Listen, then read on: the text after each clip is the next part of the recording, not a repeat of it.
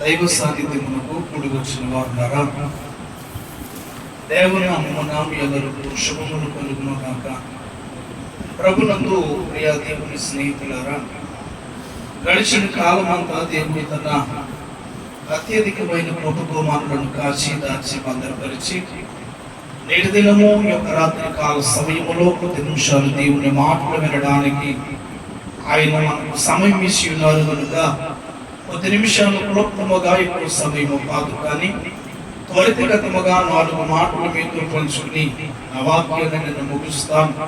చిన్న ప్రార్థన. మహాపరిశుద్ధుడమును ప్రేమ కలిగిన దేవా, కొద్ది నిమిషాలు మీరు మాతో మాట్లాడమని, మాకు అవసరమైన కావలసిన మాటలు పలికించమని మా ప్రభువును రక్షకులైన యేసుక్రీస్తు వారి ద్వారా అడిగి వేడుకుంటున్నాను పరమ తండ్రి, ఆమేన్. ప్రభునందు ప్రియ దేవుని స్నేహితులారా, ఆదిమ కాలములో దేవాది దేవుడు హవ్వ ఆదాములను ఏదైనా తోటలో ఉంచి, ఏదైనా తోటలో ఉన్నటువంటి హవ్వ ఆదాములైన వారికి కోట్ల కొడుకు వృక్షములను చూపించిన తదుపరి ఆయన వారితో చెప్పిన మాట, మీరు తోటలో ఉన్న అన్ని ఫలములు తినండి, కానీ చూపునకు రమ్యమైనది, కనులకు ఆకర్షణీయమైనటువంటి ఆ తోట మధ్యలో ఉన్న ఆ చెట్టు ఫలవృక్షములను మీరు భుజింపవద్దు అని దేవుడు ప్రేమైనటువంటి వారులారా హవ్వ ఆదాములతో దేవుడు మాట్లాడినట్లుగా లేఖన భాగములో మనం చూడగలుగుతూ ఉన్నాం.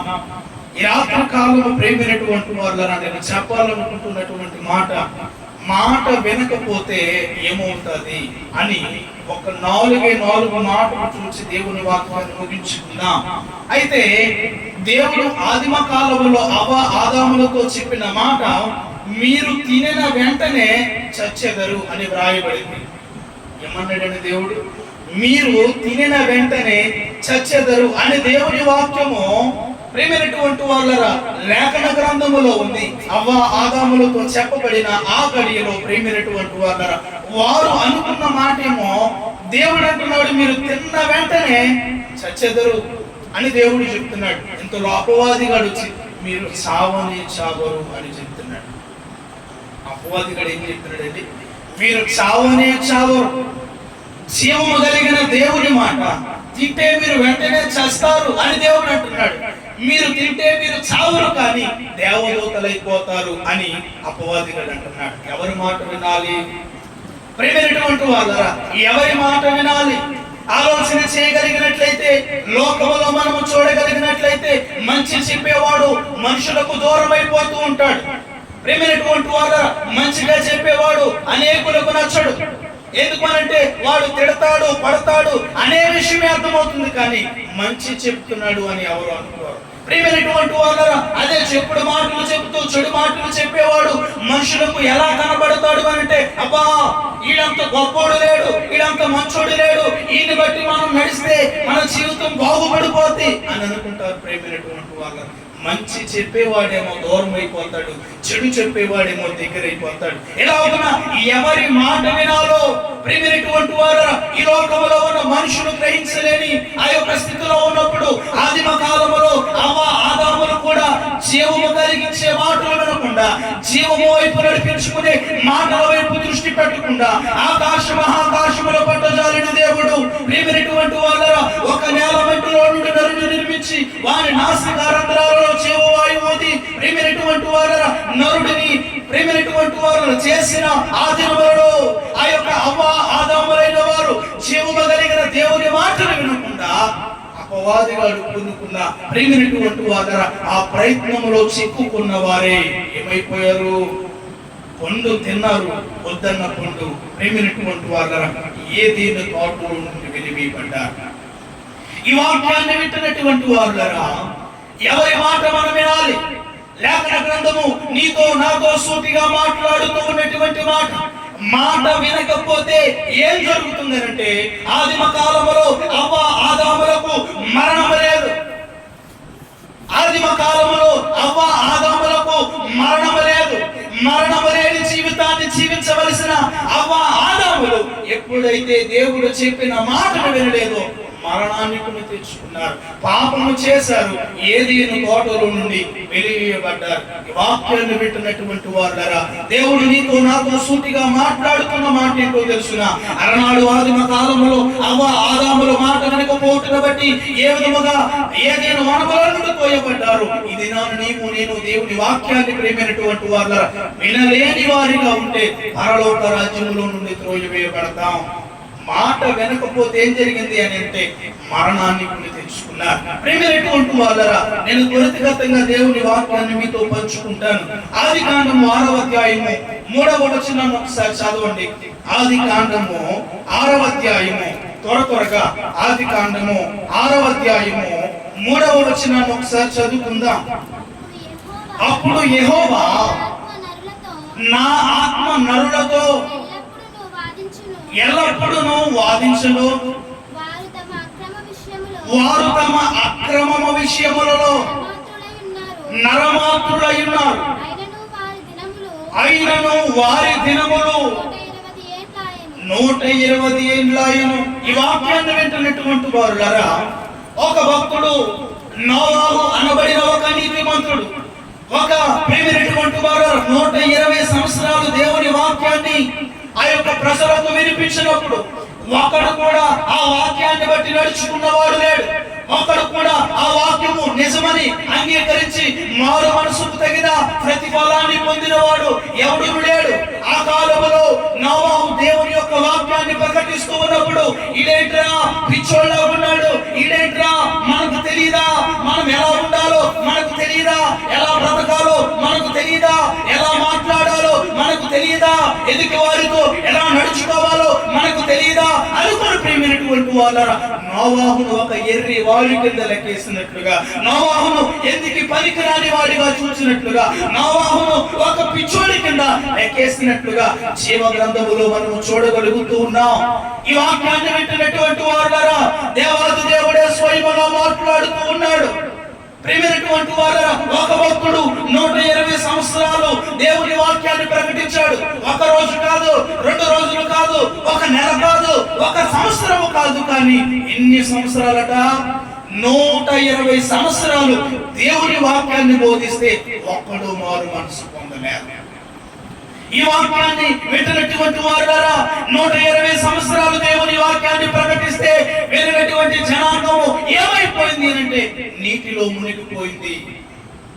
వాక్యాన్ని వింటున్నటువంటి వారులారా, 120 సంవత్సరాలు ఒక భక్తుడు ప్రవచించగా ఆ ప్రవచించిన మాటలు ఏది కూడా వినటువంటి ప్రజలు నీటిలో మునిగిపోయినట్లుగా ప్రియమైనటువంటి వారులారా ఒక పాఠము మనకు కనబడుతుంది. ఆలోచన చేయగలిగినట్లయితే ఎందుకు అంత ప్రయాసపడ్డాడు అంటే, ఎందుకు అంత గొంతు చించుకొని చెప్పాడు అంటే, ఎందుకు ప్రియమైనటువంటి వాళ్ళ అన్ని సంవత్సరాలు బోధించాడు అంటే, ఒక రోజు కాకపోతే ఒక రోజైనా మారుతారు అన్న విధానంలో ప్రియమైనటువంటి వాళ్ళ 120 సంవత్సరాలు బోధించాడు. ప్రియమైనటువంటి వాళ్ళ దేవుని ఉగ్రత కమ్ముకుంటుంది. మారు మనసు పొందండి, రక్షించబడండి అని ప్రియమైనటువంటి వాళ్ళ రక్షణ పొందండి అని రక్షణ సువార్త ప్రియమైనటువంటి వాళ్ళ ఆ యొక్క జనాంగానికి వివరించినప్పుడు అప్పుడు నోవాహును ఏమనుకున్నారు అంటే ఒక పిచ్చోడి కింద లెక్కేశారు. కానీ ఎప్పుడైతే నోవాహు అనబడినటువంటి వాడు నీతిమంతుడుగా ఉండి దేవుని మాటను తూతా చెప్పకుండా పాటించిన ఆ కాలక్రమీలో ఏ జనాంగానికైతే ఇదిగో జలప్రలయం రాబోతుంది, దేవుడు ఈ యొక్క మనలను ఉగ్రతకు పాలు చేస్తున్నాడు, ఎవరైతే మారు మనసు పొంది మారు మనసుకు తగిన ప్రతిఫలాన్ని ఎవరైతే అనుభవిస్తాడు వాడు బ్రతుకుతాడు, ఇదిగో వాడలోనికి రండి అని దేవుని వాక్యాన్ని నోవాహు ప్రకటిస్తే ప్రియమైనటువంటి వారు ఎవడు వినలేదు, ఎవడు లక్ష్య పెట్టలేదు. కానీ ఎప్పుడైతే ప్రియమైనటువంటి వాళ్ళ 120 సంవత్సరాలు గడిచిపోయాయో దేవుడు ప్రియమైనటువంటి వాళ్ళ ఆకాశ తూములను విప్పాడు. ఏమి విప్పాడటండి? ఆకాశ తూములను విప్పినప్పుడు 40 పగళ్ళు 40 రాత్రులు ప్రచండమైన వర్షము ఆ దినములలో ప్రియమైనటువంటి వారు అక్కడ కురిసినప్పుడు ఇదిగో అరారాతు పర్వతముల సైతము మునిగిపోయేంత వరద వచ్చింది. ప్రియమైనటువంటి వారు రక్షణ పొందండి, రక్షణ పొందండి, రక్షణ పొందండి, రక్షణ పొందండి అని 120 సంవత్సరాలు బోధించిన ఆ రక్షణ విలువ తెలియదు. కానీ ఎప్పుడు తెలిసింది వీరికి రక్షణ విలువ అంటే ప్రియమైనటువంటి వారు మోకాళ్ళ దాకా నీళ్లు వచ్చినప్పుడు తెలియలేదు. ప్రేమైనటువంటి వాళ్ళరా, నడుము వరకు లోతు వచ్చినప్పుడు తెలియలేదు. ప్రేమైనటువంటి వాళ్ళరా, ఎప్పుడైతే భుజాల వైపు వచ్చినంత వరకు తెలియలేదు. వరద భుజములు దాటి ఎప్పుడైతే ప్రేమైనటువంటి వాళ్ళరా ముక్కు పైకి వరద పొంచుకొచ్చిందో ఇప్పుడు ఊపిరాడట్లేదు. అప్పుడు ప్రేమైనటువంటి వాళ్ళరా, ఇప్పటి వరకు 120 సంవత్సరాలు నోవాహు దేవుని యొక్క వాక్యాన్ని ప్రకటించినప్పుడు ఆ ప్రకటింపబడిన ఎర్రి మాటలు అనుకున్నవారు ఎప్పుడైతే ముక్కు దోక నీళ్లు వెళ్ళి ప్రేమైనటువంటి వాళ్ళరా ఇక శ్వాస ఆడడం లేదో, నోవాహు చెప్పిన మాట నిజమని ప్రేమైనటువంటి వాళ్ళరా వాడ దగ్గరకు పరిగెత్తినట్లుగా లేఖన భాగంలో చూడగలుగుతూ ఉన్నాం. అంటే అప్పుడు వారికి రక్షణ అనుభవం ఎప్పుడు తెలిసిందంటే మోకాల వరకు వచ్చేదాకా తెలియలే, నడుము వరకు వచ్చేదాకా తెలియలే, పేక దాకా వచ్చేదాకా తెలియలే. ఎప్పుడైతే ఏక ఊపిరాడకుండా ముక్కు దాకా వరద వచ్చేసిందో అప్పుడు రక్షణ ప్రేమైనటువంటి వారికి గుర్తొచ్చింది. ఈనాడు లోకంలో ఉన్నటువంటి మనుషులకు కూడా ప్రేమైనటువంటి వాళ్ళ అన్ని బాగున్నప్పుడు దేవుని మాటలు చెబుతా ఉంటే ఎక్కడం లేదు. పరిస్థితులు బాగున్నప్పుడు దేవుని వాక్యాన్ని బోధిస్తా ఉంటే ఎక్కడం లేదు.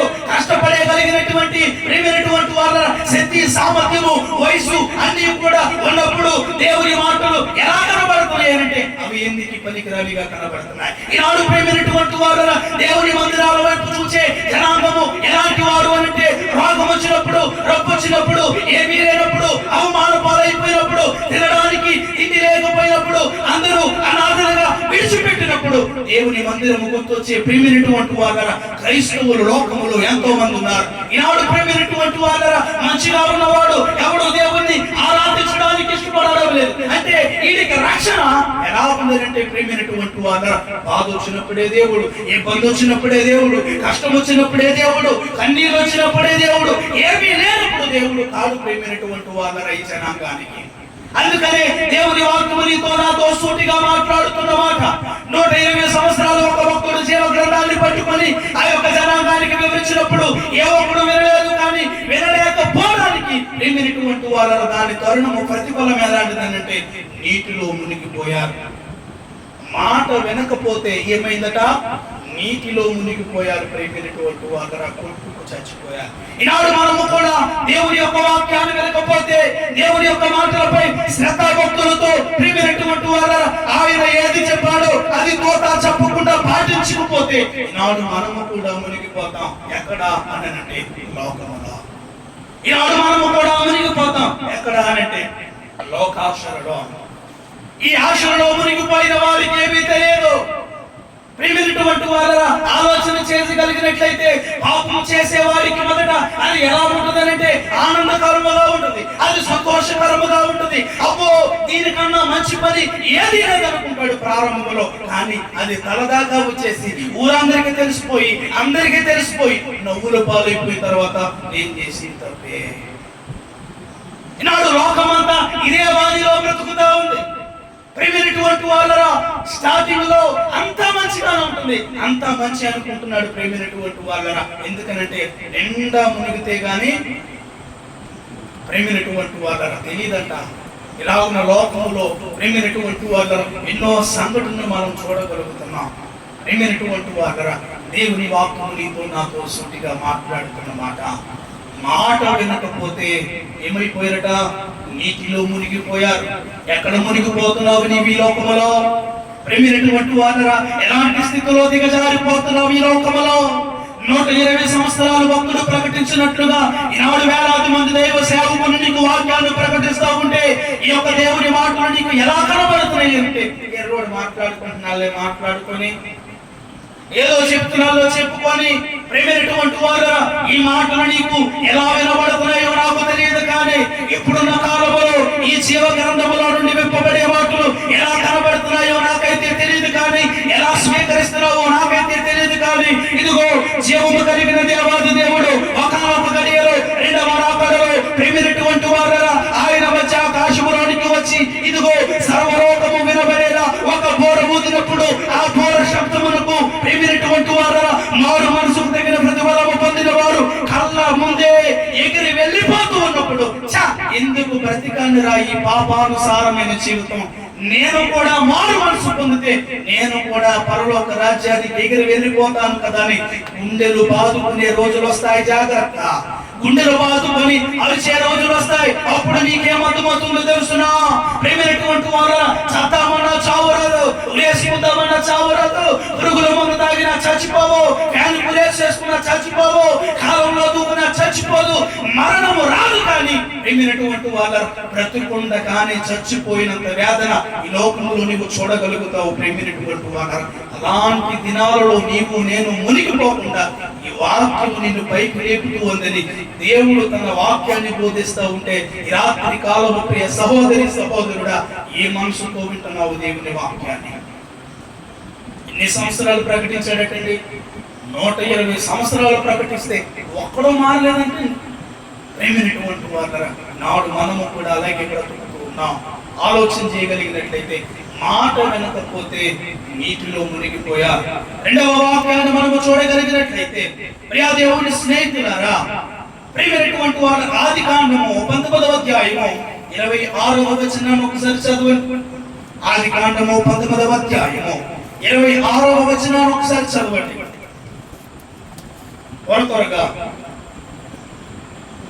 ఆదికాండము 19వ అధ్యాయము 26వ వచనం. అయితే లోతు భార్య అతని వెనక నుండి తిరిగి చూసి ఏమైపోయిందట? స్తంభమైపోయింది. ఈ వాక్యాన్ని వింటున్నటువంటి వారులారా, దేవాది దేవుడు ఆ యొక్క సొదొమ గొమొర్రా పట్టణాలపై ఉగ్రతను కురిపించవలసిన సమయంలో దేవుడు వారితో మాట్లాడిన మాట ఏంటంటే, లోతు నీ కుటుంబము ఇదిగో ఈ ప్రాంతంలో నుండి వేరొక ప్రాంతమునకు మీరు వెనక తట్టు తిరగకుండా ప్రయాణించుకోండి అని దేవుడు మాట్లాడితే, ప్రేమైనటువంటి వాళ్ళరా, వెనక తట్టు తిరగకుండా, వెనకకి తిరిగి చూడకుండా ఇదిగో మీరు ఈ పట్టణాన్ని వదిలిపెట్టి పారిపోండి అని దేవుడు ప్రేమైనటువంటి వాళ్ళరా చిలక చెప్పినట్టు చెప్పాడు లోతు కుటుంబానికి. కానీ ప్రేమైనటువంటి వాళ్ళరా ఆలోచన చేయగలిగినట్లయితే అక్కడ జరిగిన సంఘటన, లోతు భార్య ఏం చేసిందట? వెనకకు తిరిగి చూసింది. ఏమైపోయింది అంటే స్తంభం అయిపోయింది. ఆలోచన చేయగలిగినట్లయితే దేవుడు ముందే తన వాక్య గ్రంథముతో వారితో మాట్లాడాడు. ఏమని? మీరు వెనక తట్టు తిరగకుండా పారిపోండి అని. ఆల్రెడీ అక్కడ ఉగ్రత ప్రారంభమైంది. దేవుడు ఆ పట్టణాన్ని నాశనం చేయాలనుకుంటున్నాడు. ఆ పట్టణాన్ని నాశనం చేయడం మొదలు పెట్టాడు. అయితే దేవుని వాక్యము మాట్లాడుతూ ఉంది. దేవుడు చెప్పాడు, మీరు వెనక తట్టుకు తిరగకుండా మీరు ముందుకు కొనసాగిపోండి, నేను ఈ పట్టణాన్ని పాడు చేస్తాను అని తెలుసు అని అంటే, ప్రేమైనటువంటి వాళ్ళ లోతు కుటుంబానికి ఆపద ఉందని తెలుసా?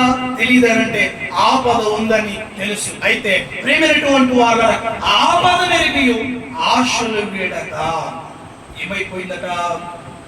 నాశనం అయిపోయింది. ఆపద నెరిగి ఆశలు వీడక ప్రేమైనటువంటి వాళ్ళరా ఆమె తను ఉన్నటువంటి ప్రాంతాన్ని విడవలేకపోయింది. ఆ యొక్క ఇంటిని మరిచిపోలేకపోయింది. తాను సంపాదించుకున్న ఆ యొక్క గృహాన్ని, ఆ ఆస్తులను, ఆ ఆస్తిపాస్తులను ప్రేమైనటువంటి వాళ్ళరా విడిచిపెట్టలేకపోయింది. శాపనగర ప్రియ ప్రేమైనటువంటి వాళ్ళరా స్నేహితురాలుగా లోతు భార్య ప్రేమైనటువంటి వాళ్ళరా ఉన్నట్లుగా లేఖన భాగంలో మనం చూడగలుగుతూ ఉన్నాం. ఆపద నెరిగి కూడా ఆశలు వేడలేకపోయింది. ఆశలను విడలేకపోయింది. ఆపద ఉందని తెలుసు, ఆపద పొంచుందని తెలుసు.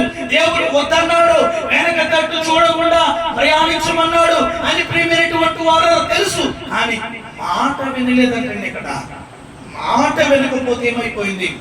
నాశనం కొని తెచ్చుకుంది. ప్రేమైనటువంటి వారు ఎందుకు ఈ మాట చెప్తున్నాను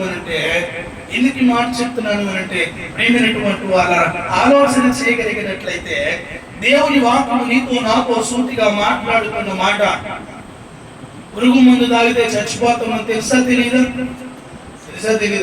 తెలుసు. ఉరేసుకుంటే చచ్చిపోతామని తెలుసా తెలీదా? చచ్చిపోతాం. రైలు కింద తలకా పెట్టేస్తే చచ్చిపోతామని తెలుసా తెలీదా అని అంటే చచ్చిపోతాం. అయితే ప్రేమైనటువంటి వాళ్ళ ఆపద నెరిగా నీకు తెలుస్తుంది ఆపదని. నీవు చచ్చిపోతావని తెలుసు తాగితే, నీవు చచ్చిపోతావని తెలుసు తిరిగితే, నీవు చచ్చిపోతావని తెలుసు ఉరేసుకుంటే. కానీ ప్రేమైనటువంటి వాళ్ళరా ఎందుకు అలా అయిపోతున్నామంటే ఆశలు వేడగొట్టే. ఏం ఆశ?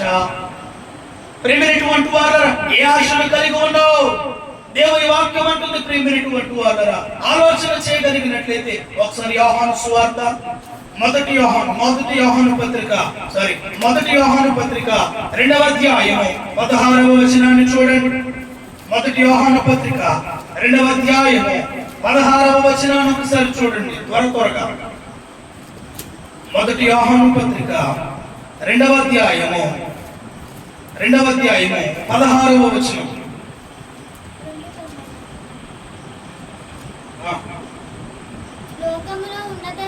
లోకములో ఉన్నదంతయు అనగా శరీరాశయు, నేత్రాశయు, జీవపుటంబము తండ్రి వలన పుట్టినవి కావు.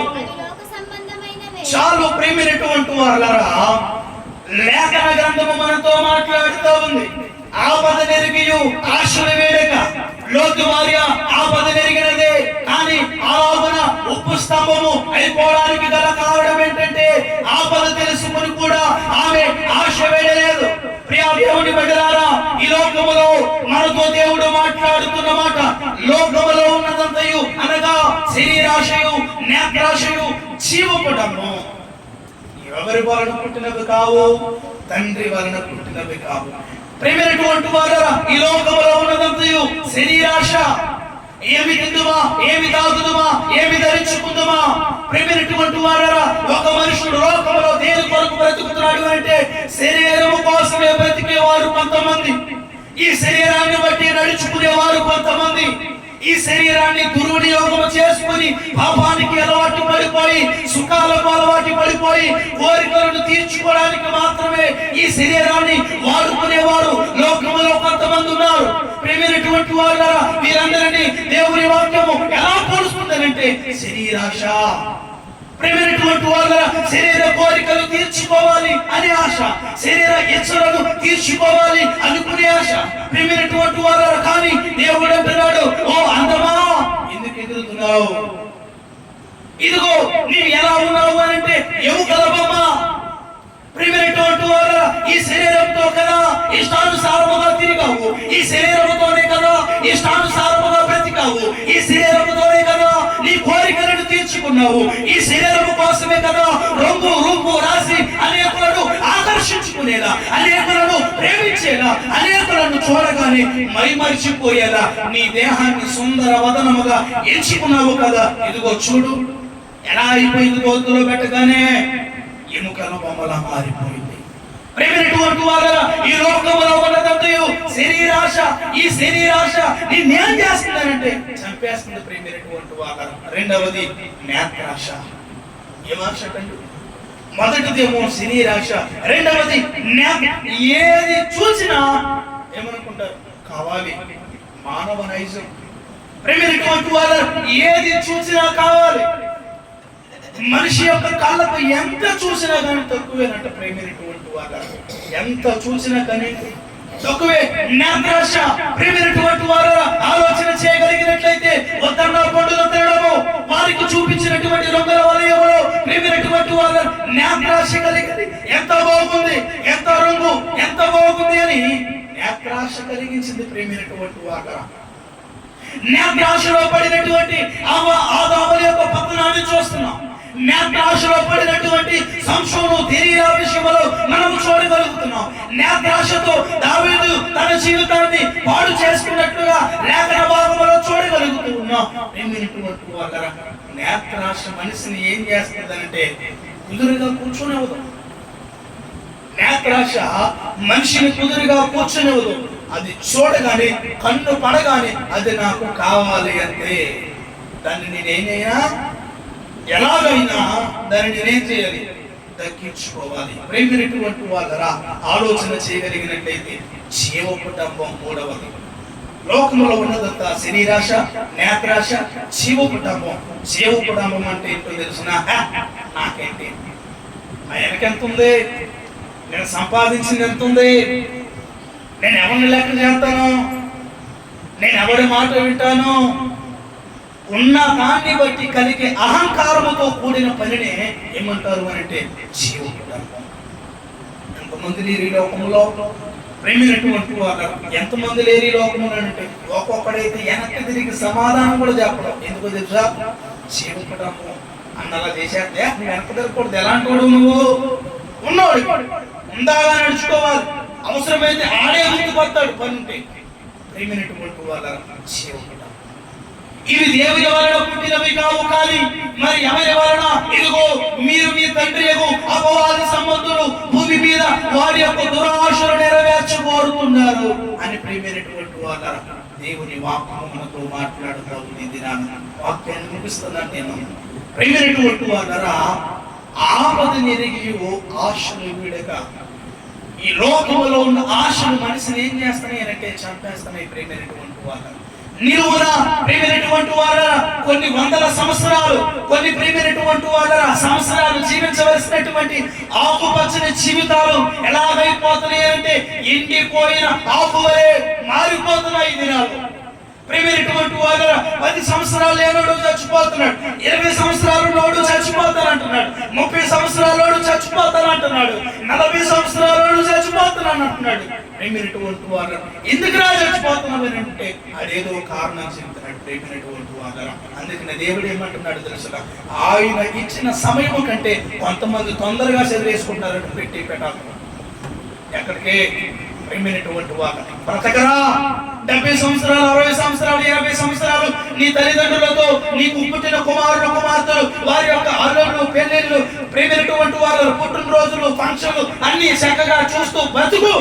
80-70 సంవత్సరాలని దేవుడు ఆయుష్ ఇస్తే, లేదా నేను అన్ని సంవత్సరాలు బతకలేను, నాకు అది కావాలి, నాకు ఇది కావాలి, దాంతో పెళ్లి కావాలి, దీంతో పెళ్లి కావాలి, ఆడితో ఉండాలి, ఈడితో ఉండాలి, అలా బ్రతకాలి, ఇలా బ్రతకాలని ప్రియమైనటువంటి వాళ్ళ 20-30 సంవత్సరాలకి నీ జీవితాన్ని చంపేసుకొని ప్రియమైనటువంటి వాళ్ళ ఎందుకు పనికి రాని వాడిగా ప్రియమైనటువంటి వాళ్ళ ఈ లోకంలో మిగిలిపోవడానికి గల కారణం ఏంటో తెలిసిన ఆశలు వీడక ఆపదను కూడా తెచ్చుకుంటున్నావు.